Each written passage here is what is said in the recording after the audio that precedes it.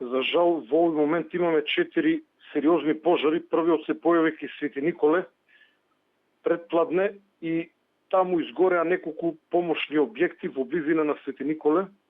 Действуваат двата хеликоптери на МВР, едниот голем со ведро од безмалку 3 тони, но големиот хеликоптер го упативме кон вториот голем пожар кој што се појави во Дојран, во насока на село Николич, односно во насока на Валандово, бидејќи се заканува опасност поради силниот ветер да навлезе во квалитетна шума, со што ќе биде отежнато неговото гаснење.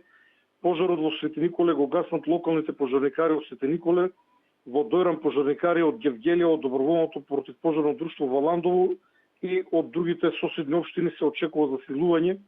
Исто во Свети Николе сугерирав да барат засилување од соседните општини, бидејќи пожарот и покри десвото на хеликоптерите се уште е активен. Третиот пожар кој што се појави пред околу половина час е сериозен пожар во Демихисар, село Сопотница.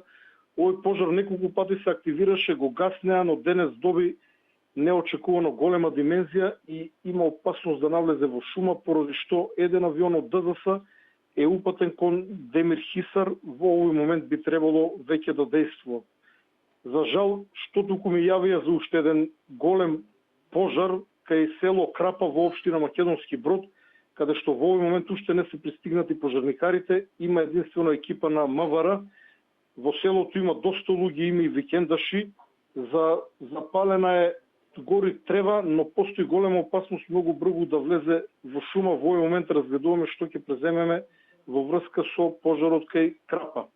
Невремето кое што се очекува да ја зафати нашата држава е далеку со послаб интензитет во однос на она кое што ја зафати Словенија и Хрватска, но да, ние сме подготвени, ние како Центар за управување со кризи ги имаме сите механизми на координација, со тоа што локалната самоуправа, конкретно градоначалниците, ги раководат штабовите за заштита и спасување и акцентот треба да биде ставен на овие штабови.